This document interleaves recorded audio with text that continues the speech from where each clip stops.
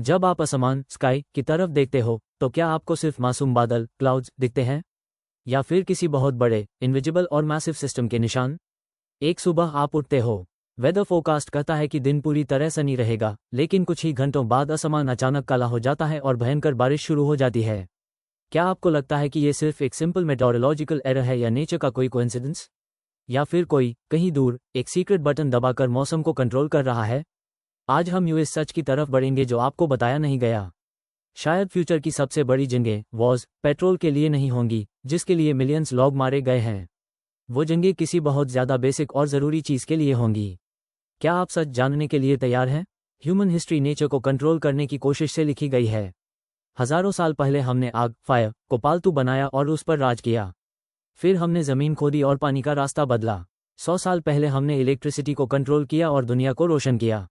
मगर इंसानियत का सबसे बड़ा सपना हमेशा ऊपर, हमारे सर के ऊपर उस मैसिव खाली जगह में था।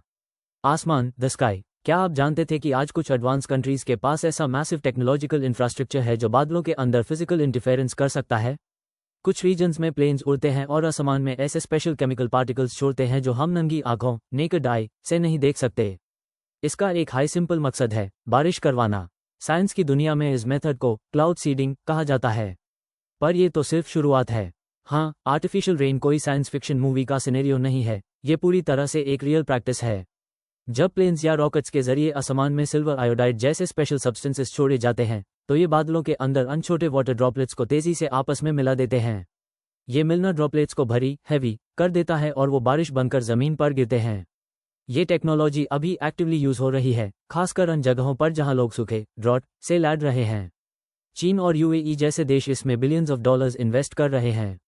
यहां तक कि ओलंपिक्स या बड़ी सेरेमनीज से पहले मौसम साफ रखने के लिए भी इस टेक का यूज किया जाता है। लेकिन यहाँ एक बहुत क्रिटिकल डिटेल है। ये टेक्नोलॉजी नीले और बिना बादलों वाले आसमान में बारिश पैदा नहीं कर सकती। ये सिर्फ उन बादलों को पुश करती है जो पहले से वहां हैं और बरसने वाले हैं।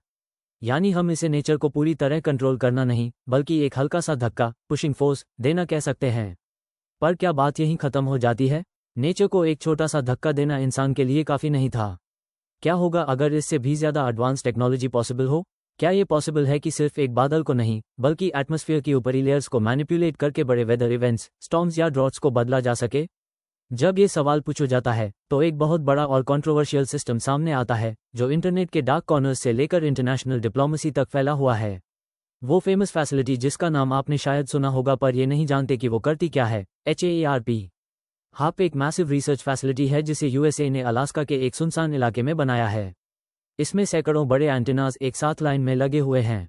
इस फैसिलिटी का ऑफिशियल मकसद आयोनोस्फीयर को स्टडी करना है, जो एटमॉस्फेयर की सबसे ऊपरी लेयर्स में से एक है। ये सिस्टम आसमान की तरफ incredibly high frequency radio waves भेजेकर आयोनोस्फीयर लेयर पर कुछ हीटिंग एक्सपेरिमेंट्स करता है। पहली नज़र में ये एक मासूम सा साइंटिफिक एक्सपेरिमेंट लगता है जो स्पेस को समझने के लिए किया जा रहा है। लेकिन इस एंटेना फार्म के चारों तरफ सख्त सिक्योरिटी और मिलिट्री कनेक्शंस ने इन क्लेम्स को बहुत डार्क रास्ते पर मोड़ दिया है। दुनिया भर के कॉन्स्पिरेसी थियरिस्ट और क्लेम्स के मुताबिक HAARP सिर्फ एक रिसर्च फैसिलिटी नहीं है, ये दुनिया का सबसे खतरनाक वेपन ऑफ मास डिस्ट्रक्शन है। इन थियरीज के हिसाब से ये फैसिलिटी इतनी पावरफुल रेडियो वेव्स भेजती है कि ये वेव्स ज़मीन पर वापस आकर फॉल्ट लाइंस को ट्रिगर करती हैं और बड़े अर्थक्वेक्स पैदा करती हैं। सिर्फ इतना ही नहीं, कहा जाता है कि ये बड़े हरिकेन्स का रास्ता बदल सकती है और कंट्रीज के ऊपर आर्टिफिशियल ड्रॉट पैदा करके फार्मिंग खत्म कर सकती है। कुछ मिलिट्री एक्सपर्ट्स तो यहाँ तक कहते हैं कि बड़ी powers secretly climate weapons develop कर रही हैं। जरा सोचिए, अगर आप अपने दुश्मन पर न्यूक्लियर बॉम्ब गिराओगे तो पूरी दुनिया आपके खिलाफ हो जाएगी। लेकिन अगर आप अपने दुश्मन के देश में महीनों तक चलने वाला सूखा ड्रॉट पैदा कर दो या कोई स्टॉर्म भेजे दो, तो कोई आपको ब्लेम नहीं कर सकता। आप पूरा इल्ज़ाम नेचर पर डाल सकते हो। है ना एक परफेक्ट वॉर प्लान? लेकिन अब यहाँ रुकते हैं और दिमाग और साइंस की बात सुनते हैं। लेट्स बी क्लियर, जब हम साइंटिफिक लैब्स और फिजिक्स के लॉस की तरफ मुड़ते हैं तो सिचुएशन वैसी नहीं है जैसी बताई जा रही है। इन डरो क्लेम्स को सपोर्ट करने के लिए कोई स्ट्रॉन्ग एविडेंस नहीं है। क्यों? क्योंकि एटमॉस्फेयर एक इतना बड़ा, वाइल्ड और कॉम्प्लेक्स सिस्टम है जिसे इंसानी दिमाग समझ ही नहीं सकता। एक एवरेज साइज का हरिकेन हर सेकंड मिलियंस ऑफ टन्स की एनर्जी प्रोड्यूस करता है। हाप जैसे सिस्टम्स या दुनिया के सारे न्यूक्लियर बॉम्ब्स की एनर्जी भी एक हरिकेन की पावर के सामने समुंदर में एक बूंद बराबर है। यानी एंटेनास से आसमान में रेडियो वेव्स भेजेकर किसी हरिकेन को कंट्रोल करना वैसे ही नामुमकिन है जैसे एक छोटी टॉर्च से सूरज सन को गर्म करने की कोशिश करना। फिजिक्स के लॉस के हिसाब से आज की इंसानी टेक्नोलॉजी से पूरे दुनिया के मौसम, अर्थक्वेक्स या स्टॉर्म्स को एक जगह से कंट्रोल करना बिल्कुल इम्पॉसिबल है। तो क्या हम सुकून की सांस ले सकते हैं? क्या हमारी दुनिया और फ्यूचर सेफ है? Absolutely not. यहीं से असली बड़ा और डरावना राज शुरू होता है। शायद हम बड़े स्टॉर्म्स या मौसम को कंट्रोल नहीं कर पा रहे हैं। ऊपर वाले वेपन्स शायद एक अफवाह, मिथ हों, लेकिन हम पहले से ही एक बहुत ज्यादा रियल और खतरनाक वेपन को कंट्रोल कर रहे हैं। पानी, वाटर। डैम्स के दरवाजे, नदियों, रिवर्स का रास्ता, जमीन के नीचे के पानी के मैसिव रिसोर्सेज। पानी इंसान के लिए हवा, एयर के बाद सबसे बड़ी जरूरत है। और आज पानी देश के हाथों में न्यूक्लियर मिसाइल्स जितना ही स्ट्रेटेजिक और डिस्ट्रक्टिव वेपन बन चुका है। जब हम आसमान के इनविजिबल वेपन से डर रहे हैं, हम जमीन पर मौजूद इस बड़े खतरे को इग्नोर कर रहे हैं। स्ट्रैटेजिस्ट और ग्लोबल इंटेलिजेंस रिपोर्ट्स के मुताबिक फ्यूचर की सबसे बड़ी युद्ध पेट्रोल, सोने, गोल्ड या बॉर्डर्स के लिए नहीं होगी। फ्यूचर की वॉर सीधे वाटर रिसोर्सेज के लिए होंगी। खासकर मिडिल ईस्ट, अफ्रीका और सेंट्रल एशिया जैसे रीजन्स में वाटर क्राइसिस हर मिनट बढ़ रहा है। जब आप दो देशों के बीच से गुजरने वाली नदी पर एक बड़ा दम बनाकर पानी रोक देते हो, तो आप दुश्मन देश की खेती, इकोनॉमी और मिलियंस लोगों की जिंदगी बिना एक गोली चलाए खत्म कर सकते हो। पानी तक पहुंच अब एनर्जी से भी ज्यादा क्रिटिकल हो रही है। दुनिया का ग्राउंड वाटर खत्म हो रहा है, झीलें, लेक्स सूख रही हैं। और ये छिपा हुआ वेपन कॉन्स्पिरेसी थियरीज से कहीं ज्यादा रियल है। इंसानी दिमाग हमेशा अनजान चीजों को एक्सप्लेन करना चाहता है। जब हम आसमान में अजीब शेप का बादल देखते हैं या अचानक कोई तूफान आता है, तो हमारे लिए सबसे आसान रास्ता होता है कि हम इसे तुरंत किसी सीक्रेट पावर से जोड़ दें।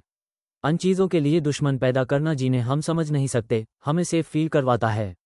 अपनी गलतियों का सामना करने से ज्यादा आसान है किसी डार्क मशीन पर इल्जाम डाल देना।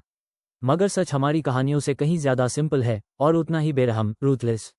क्लाइमेट चेंज रियल है। हमारे अपने हाथों से वाटर रिसोर्सेज को खत्म करना रियल है। कंक्लूजन में सब कुछ एक साथ लाते हैं। नहीं, आज कोई सीक्रेट ऑर्गेनाइजेशन या कोई देश अलास्का में एक बटन दबाकर किसी भी कंट्री पर बिजली नहीं गिरा सकता। ऐसी टेक एग्जिस्ट नहीं करती। लेकिन हाँ, इंसानियत नेचर और इकोसिस्टम में हर दिन ऐसी मैसिव इंटरफेरेंस कर रही है जिसे ठीक नहीं किया जा सकता। और यकीन मानिए, असली बड़ी जंग आसमान के बादलों में, रेडियो वेव्स में या स्पेस में नहीं हो रही। असली जंग जमीन पर है, हमारे पैरों के नीचे, जहां पानी बीता है और जमीन सूख रही है। तो आप इस सब के बारे में क्या सोचते हैं? क्या आपको लगता है कि इंसान कभी टेक काउस करके मौसम और नेचर को कंट्रोल करने के लेवल तक पहुंच पाएगा? या फिर वो असली क्राइसिस जिसके लिए हम लड़ेंगे, वो खामोशी से पहले ही शुरू हो चुका है? अपने थॉट्स कमेंट्स में लिखें। इस मैसिव टॉपिक पर वहां डिस्कस करते हैं। और ऐसे ही सच जानने के लिए सब्सक्राइब करना ना भूलें।